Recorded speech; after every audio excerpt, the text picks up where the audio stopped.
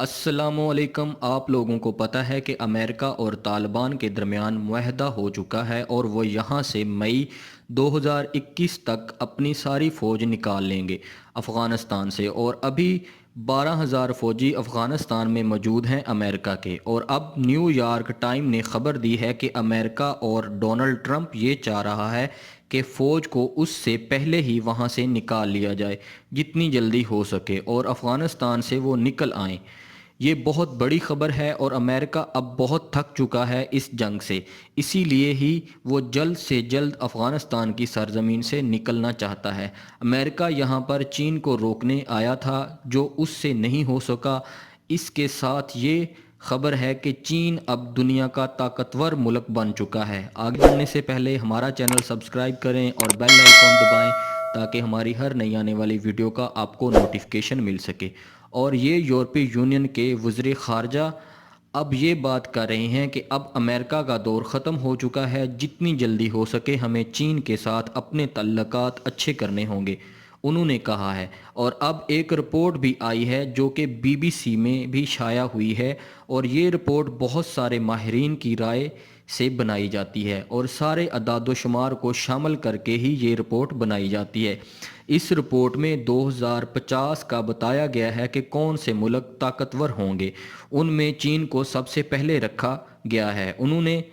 لیکن اس کے ساتھ یہ بھی کہا ہے کہ چین نے جو پچھلے 20 سالوں میں ترقی کی ہے وہ دنیا کی ہسٹری میں کسی اور ملک نے نہیں کی، اور ماہرین کی جو پیشن گوئیاں ہیں وہ یہ کہتے ہیں کہ پہلے والی ترقی تو چین کی کچھ بھی نہیں ہے، اگلے آنے والے سالوں میں 2050 تک چین کی ترقی کی شرح بہت تیز ہوگی۔ اب یورپ کے ملک خود کہہ رہے ہیں کہ اب ایشیا کا دور آ گیا ہے، اب امریکہ کو چھوڑو، یورپ کے ملکوں نے کہنا شروع کر دیا ہے اب امریکہ کی بس ہو گئی ہے۔ اب وہ ملک چاہتے ہیں کہ امریکہ سے اب جان چھڑوائی جائے، بس بہت ہو گئی ان کے ساتھ۔ اب یورپ کے ممالک جو امریکہ کے ہر وقت ساتھ ہوتے تھے وہ ہی امریکہ سے اب جان چھڑوانا چاہتے ہیں، وہ کہتے ہیں کہ امریکہ تو اب گیا۔ یورپ کے ممالک اب کہہ رہے ہیں کہ چین سے بات کرتے ہیں اور چین سے تعلقات بہتر کرتے ہیں۔ اب یورپی یونین کے وزیر خارجہ ہیں جوزف بوریل، انہوں نے کہا ہے کہ ماہرین کافی عرصے سے کہہ رہے تھے کہ ایشیا کی صدی آنے کا کہہ رہے تھے، اب اس کی شروعات ہو چکی ہیں، اب ایشیا کی باری ہے۔ ایشیا کے بات ہے تو پاکستان بھی ایک اہم رول ادا کرے گا، اور چین کے ساتھ پاکستان کے تعلقات بہت اچھے ہیں۔ انہوں نے کہا کہ یورپی یونین کو اپنے مفادات کو سامنے رکھتے ہوئے چین کے حوالے سے ٹھوس پالیسی بنانی ہوگی۔ اب چھوڑیں امریکہ کو، انہوں نے کہا چین سے ہم نے پہلے اتنے اچھے تعلقات نہیں رکھے ہوئے، ہمیں ضرورت ہے اور اس پر چین سے تعلقات اچھے کرنے کا انہوں نے کہا۔ انہوں نے یہ بات جرمنی کے سفارتکاروں کی کانفرنس سے بات کرتے ہوئے کہی۔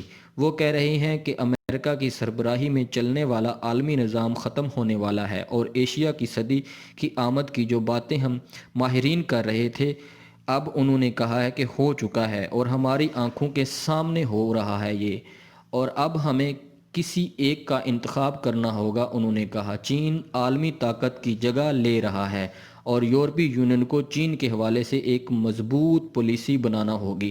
اب آپ دیکھ لیں، جو یورپ امریکہ کے بغیر ایک قدم بھی نہیں اٹھاتا تھا، اب وہ ہی یورپ امریکہ کو کہہ رہا ہے کہ اب چھوڑو، اب یہ کسی کام کا نہیں رہا، یہ انٹرنیشنل سیاست ہے۔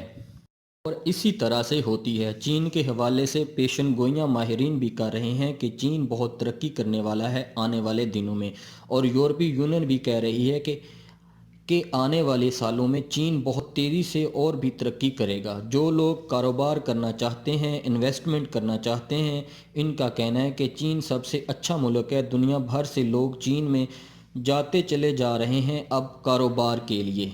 اب دیکھ بھی سکتے ہیں، اس کی تفصیل بھی ہے BBC میں آئی ہوئی یورپی یونین کے وزیر خارجہ کے حوالے سے۔ میں امید کرتا ہوں کہ ہماری آج کی ویڈیو آپ کو پسند آئی ہوگی۔ اپنا اور اپنے دوستوں کا اور فیملی کا خیال رکھیے۔ اللہ حافظ۔